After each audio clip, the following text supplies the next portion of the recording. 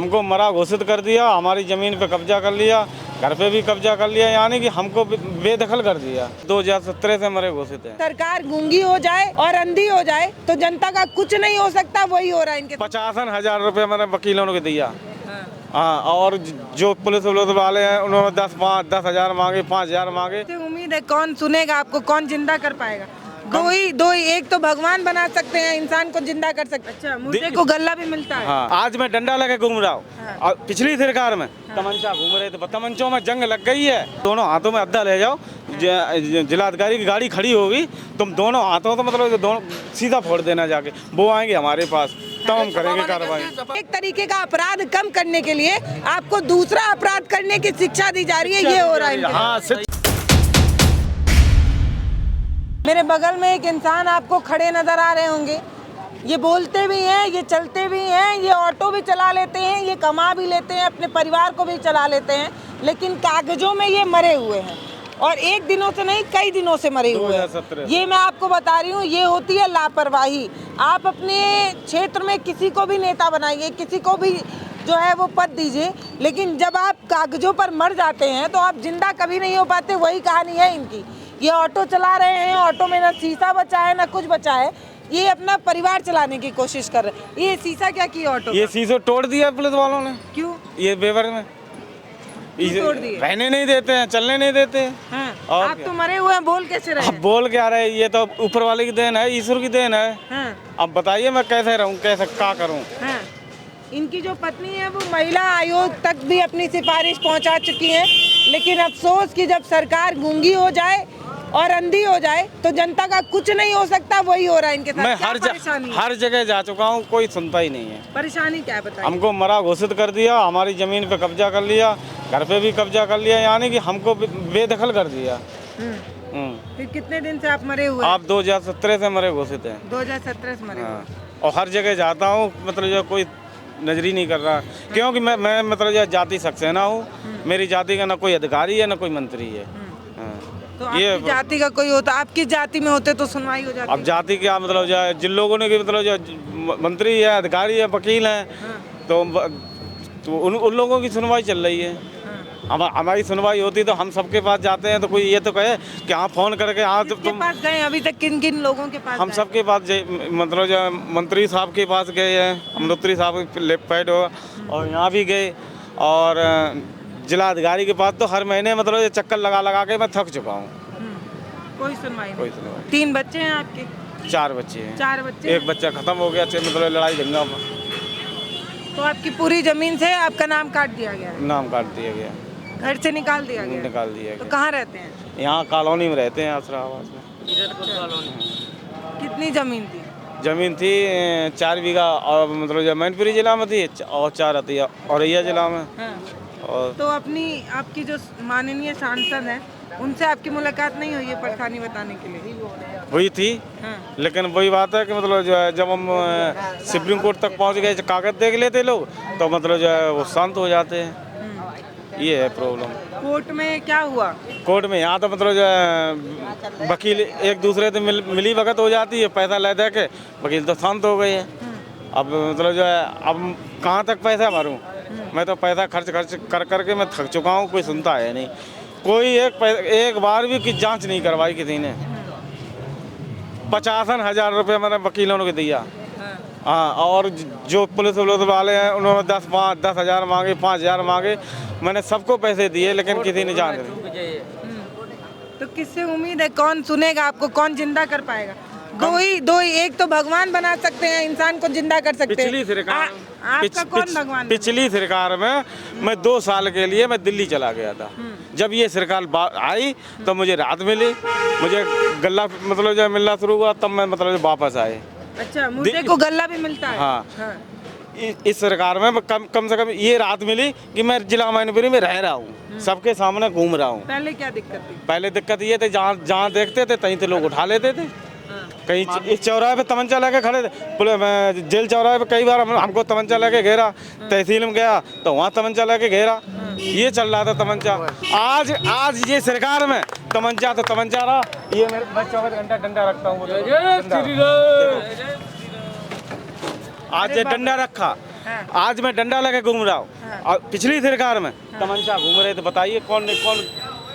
हर इंसान जानता है कि तमंचा लेके घूमते थे। तमंचों में जंग लग गई है, लेकिन मैं सबके साथ चलता हूँ, सबके साथ रहता हूँ, लेकिन बोलता किसी से नहीं, और सबके बच्चे ढोता हूँ। बताइए कब तक ढोऊंगा मैं सबके बच्चे? क्या करते हैं? ये टिर्री चलाता हूँ। इससे कमाई में परिवार चल जाता है। क्या करूँ, 2-4-500 रुपये कमा लेता हूँ, दिन में चलाता ना हूँ, बेरा को बेरा चलाता हूँ, फिर मैं झंझट हो जाती है। इस चौराहे पे खड़े हुए पुलिस वाले ने डंडा मारा, आगे बढ़ो, तो मुझे बर्दाश्त नहीं, तो मैं अपने बेरा को बेरा चलाता हूँ रात में, उसी से अपना खर्चा चलाता हूँ। ऐसा कब तक करूँगा? मैं आपको बता रही हूँ कि सरकारी कागजों में जब एक इंसान मर जाता है तो फिर उसको कई साल लग जाते हैं जिंदा होने में। वही कहानी इनकी है। अब ये तमाम अखबारों में इनकी आर्टिकल छप रही है, साहब मैं जिंदा हूँ अभी मरा नहीं। इस तरीके के टाइटल लगा कर इनकी परेशानी तमाम अखबारों में छापी गई और ये बताया गया कि ये इंसान जो है वो जिंदा है, लेकिन ये जिंदा नहीं हो पा रहे हैं। क्यों? क्योंकि सिस्टम की खामी है। अधिकारी के पास जाओ तो वो कहते हैं कि मतलब कोई बड़े अधिकारी की तमाचा मारो या मतलब गोली मारो, किसी जिला अधिकारी की ईंट ले जाओ, उनकी गाड़ी फोड़ो जाके। ऐसा क्यों? ऐसे बोलते हैं। बताइए ऐसा होगा तो आप जिंदा हो जाएंगे? हाँ, क्या ऐसा करो मतलब तभी तुम्हारी सुनवाई होगी। मतलब इस कागज पे लिखत है, उस पर अमल नहीं हो रहा, तो फिर नौकरी क्यों करते हैं? वहाँ भी तो आप जो जितने लोग जाते हैं लेके तो कागज ही जाते हैं, हमारा कागज क्यों नहीं अमल हो रहा है? तो सरकारी बनो हुआ है, ये तो सरकारी पेपर है, हर घर में पेपर जाता है भैया। मित्र गार्ड को है जो। ये देखिए इनका एक छोटा परिवार है और ये अपने परिवारों के साथ अखबारों में जो है वो छप चुके हैं। तमाम कैमरा और तमाम मीडिया के घर पे क्यों नहीं रह पा रहे? लोग रहने नहीं देते पुलिस को। मतलब 5,000 दे दिए, 10,000 दे दिए, उठवा के जेल में डलवा दिया, फिर बच्चे भटक जाते हैं। ये आपको आइडिया कौन दे रहा है कि किसी कलेक्टर का शीशा फोड़ दीजिए, किसी का सर फोड़ दीजिए? आइडिया कौन दे रहा है? हम जिला अधिकारी के पीछे जो एसपी साहब का ऑफिस है वहाँ मिले जाके, तो उन्होंने बोला कि मतलब दोनों हाथों में अद्दा ले जाओ, जिला अधिकारी की गाड़ी खड़ी होगी, तुम दोनों हाथों तो मतलब दोनों सीधा फोड़ देना जाके, वो आएंगे हमारे पास, तब हम करेंगे कार्रवाई। अब बताइए ये अपोजिशन है, अब बताइए मैं गाड़ी फोड़ूँ तब मेरी कार्रवाई होगी? मतलब इस कागज पे अमल नहीं होगा। और मैं वो ये जो एसपी कार्यालय में आप गए थे तो ऐसा बोला है? ऐसे बोला। ये भैया कह रहे हैं कि जब ये एसपी कार्यालय गए तो वहाँ पर एक अच्छा सुझाव इन्हें दिया गया। ये कहा गया कि एक जिंदा इंसान तो क्राइम कर सकता है, लेकिन मरा हुआ मुर्दा इंसान कोई क्राइम करेगा नहीं। तो तुम अगर अपने आप को जिंदा कराना चाहते हो तो जाओ किसी का सिर फोड़ दो, और जब तुम किसी का सिर फोड़ोगे तो तुम्हारे खिलाफ FIR दर्ज की जाएगी, तो किसी मरे हुए इंसान के खिलाफ तो हो नहीं पाएगी, तब तुम इस तरीके से जिंदा हो जाओगे। तो एक तरीके का अपराध कम करने के लिए आपको दूसरा अपराध करने की शिक्षा दी जा रही है। ये हो रहा है। हाँ, शिक्षा दी जा रही है। बताइए तो आप किस थाने में आते हैं? आपकी परेशानी बेवर क्या है? थाने में। हाँ, बेवर थाने में। तो ये कैसे सोल्यूशन कैसे निकलेगा? क्या करना पड़ेगा? अब कैसे मिले, कैसे का मतलब अब बताइए, हम कैसे अपने घर पे पहुँचे? हमको तो घर पे पहुँचाया जाए ना। तो आप अपने बच्चे पत्नी से दूर है? दूर है।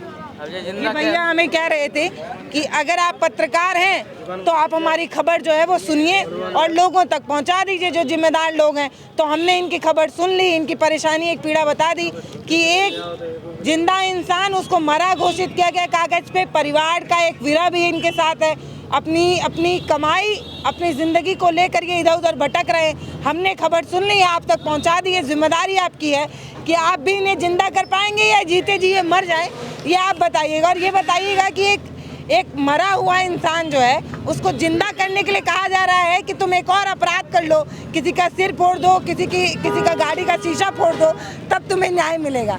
तो ये तो न्याय व्यवस्था है इस देश की, और इन भैया की भाई कहानी मार्मिक है। नहीं करेगा तो फिर यही है। बोलिए क्या कहना है?